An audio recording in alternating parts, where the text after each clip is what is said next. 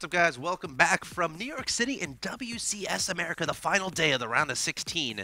We're in the winners match between Ryung and Alive. Alive taking a game one that didn't last as long as the game one of the last series we saw, but plenty of workers died.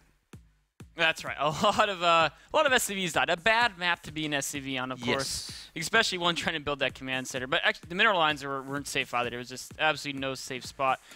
Ryung losing that first map, but he lost the first map against Pole as well. So maybe just needs a little bit of give that first map to power up. We'll see. I mean, if you think about that game, it's like he just was unable to, just not scouting the cloak research out of his opponent. That's what did him in. It was. Like, he knew about the Banshee, obviously, because it was hitting his stuff in the early game, but, no idea about the cloak. That's what hurt him. So, have to see how he can adjust in game one, but ladies and gentlemen, do not count Ryung out. Definitely capable of winning 2 in a row. We saw him do it against Pult. We'll see if he can do it here. In the bottom left-hand location, I present your Red Terran player, currently up 1-0. He is 1 win away from advancing to the round of 8. He is Alive.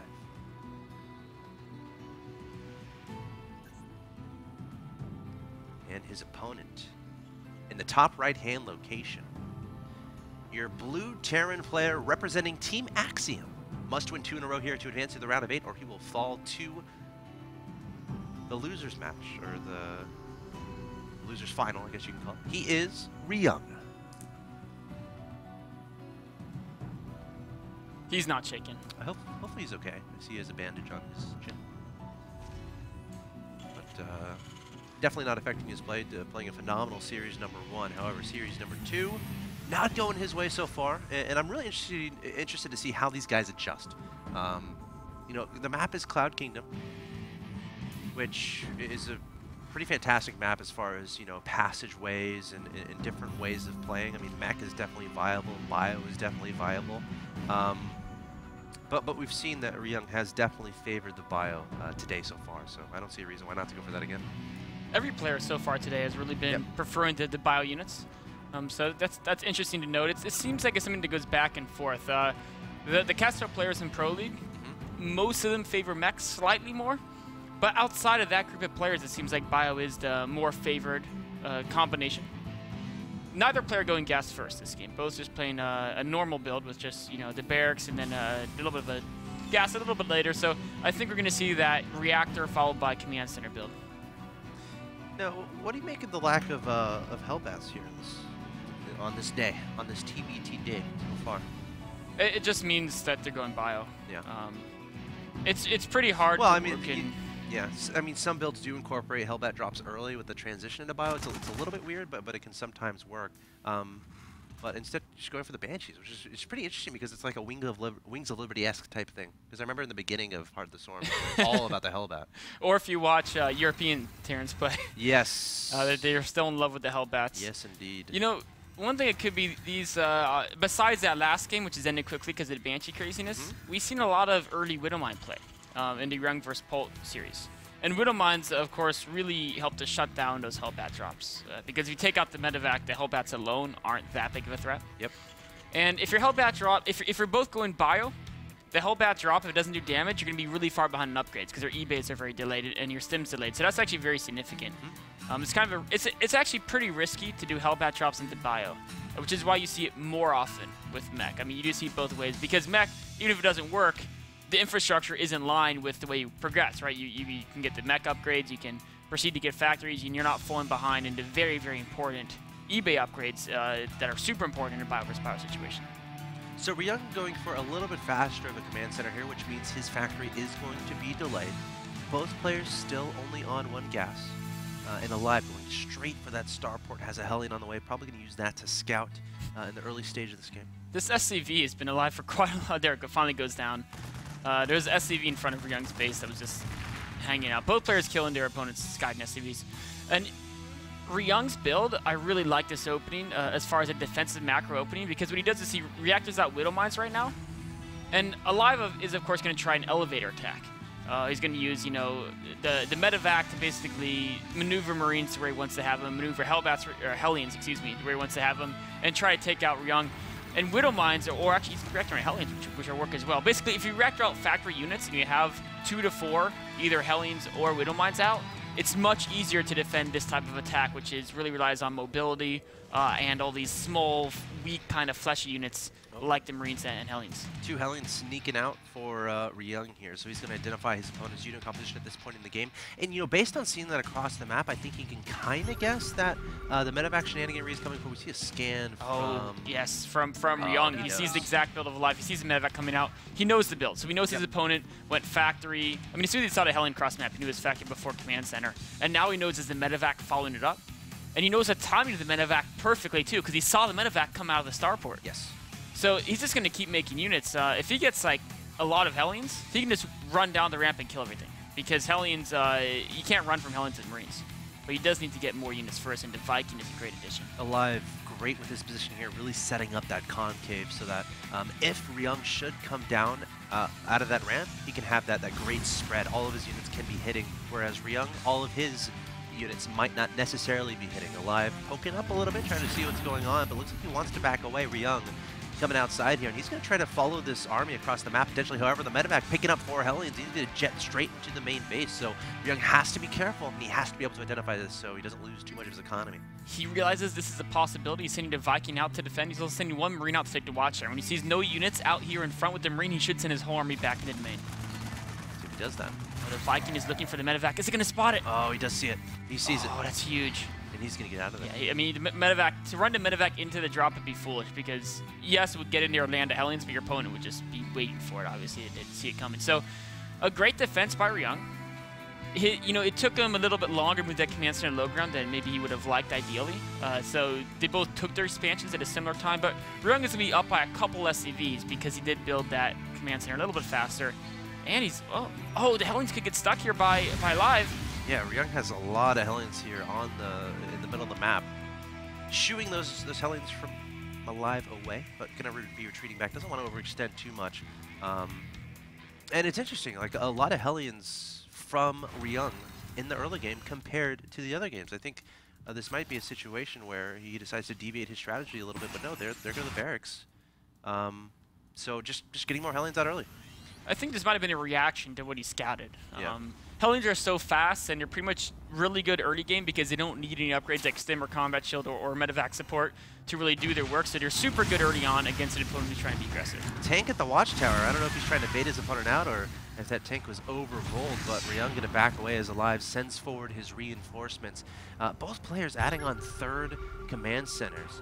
And so really macro focus at this point in time. A completely opposite situation of the last game where we saw Banshees being sent across the map left and right, but now Alive is deciding to be aggressive here.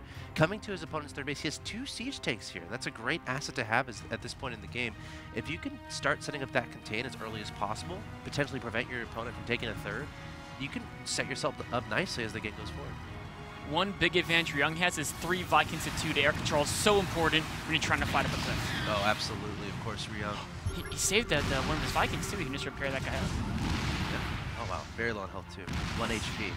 Medevac being sent to the mineral line. A lot of Marines inside. Ryung didn't spot us with the Vikings. Of course, now he sees it, but the Marines are coming out. He's going to have to react. Oh, Marines trying to take down the SCVs. Now switching their fire onto the Vikings. The Vikings going to back away. Thought about killing the Medevac. Medevac going to ignite those afterburners, leaving those Marines behind, saying, go forth, kill as much as you can. But this is a one-man trap.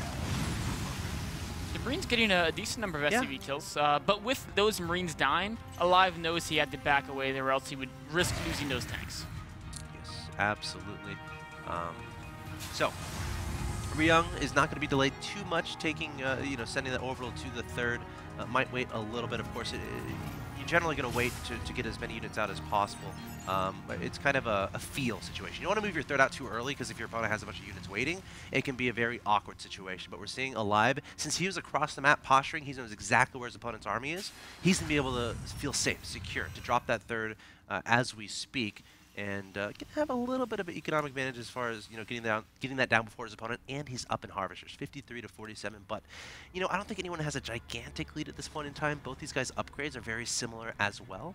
So, again, this game is going to come down to denying additional bases, going after your opponent's economy, trying to catch your opponent off guard. But both these players looking like they're okay going to the middle late game here. If Ryung knew that Alive Stim is about a minute behind his, he may try to do some type of timing to abuse the fact that he'll have Stim Marines versus his opponent who won't. But of course, that's a very hard thing to know, and also as you cross the map, you're going to be greatly outnumbered, and you still can't break a tank line. Maybe draw play could be a little bit stronger. But if you don't know exactly your opponent's stim timing, it's very dangerous to try to do a push that relies on them not having stim. That can really turn against you fast. So, like you said, both players just going to sit back, macro up. Additional factory coming down for Ryung. Tank count is very important. Absolutely. We've seen in the earlier series players really trying to trade Marines for tanks. Of course, you're essentially trading minerals for gas, which is very important in TVT. Hellion sneaking by, but the Marines from Ryung get a stim and identify that. Ryung, of course, has stim. He's got the squad at the bottom right. He's waiting for some action to happen, and then he'll probably run into the back of the third base and try to do some damage. But that squad's been spotted. No, I guess my guy falls. He's gonna kill it. Now he's going to activate that. Of course, there's a confrontation in the middle. A little bit of a skirmish. Ryung going to back away, but sending those Stim Marines to the left, and he's going to target down a tank. He takes down a tank. That's a great trade, even picking up some of his Marines and backing out of there. Good pick off there from Ryung. Beautiful play there. Also, Alive was pretty late in building his armory. So it was 2-2. Well, they were even in upgrades because the armory just finished now, and he's still not starting 2-2. Ryung is going to be a little bit faster on the upgrades and going into the mid-game. Sending some of his units to, actually most of his units to the right-hand side of the map. Already placing down a sensor tower, just wants to make absolutely sure he doesn't get caught off guard by anything. And looks like he wants to try to be a little bit aggressive here. Alive sending Marines out to spot. I think that Marine might have... I think he totally missed Ryung's army. No, he caught it. He caught it. He's moving down to defend. There's a scan from Ryung trying to identify where his opponent's army is. Medevac getting taken out, overextending just a little bit. Ryung going to swing around to the middle of the map. Alive's tanks are a little bit exposed here. A little bit dangerous. Ryung scanned and seen him. He knows the tanks are in position. He's going to push forward right now. Oh, leapfrogging those tanks beautifully, sieging them up 2 at a time and sending them forward. Tanks are very vulnerable here. I thought Ryung identified him, but he let him go. That was a great opportunity for Ryung to take an advantage, but he knows his opponent's tanks are over there, so he knows he has momentum. He can push into this third base because his opponent's army is out of position. Ryung charging into this location, setting up those tanks very nicely. You're gonna try to take out some tanks here, stimming for the Marines, targeting them down. Alive, where are your Marines? Oh, the Marines were just butchered a little bit earlier, and Alive takes a crushing defeat here. Wow. He's not too far behind in supply, but this third base is going to go down. He has to get a counterattack going. That's what he's trying to do. I mean, he has some Hellions get taken out on the right-hand side of the map, but there is a Marine squadron with 2 medevacs on the left-hand side, but there are Marines on the high ground from Ryung, so identifying the counter is a possibility. Continuing to surge forward with his Marines and tanks towards his opponent's natural, but it's a situation where he has his third base. As long as he can hold that location, he's going to set himself very nicely as this game goes forward. No problem defending the third base. Ryung has got to be happy right now. Even elevating into his opponent's main base. Alive tries to break the tank line, but there's so many siege tanks. Too many siege tanks. Really proactive play here for Ryung.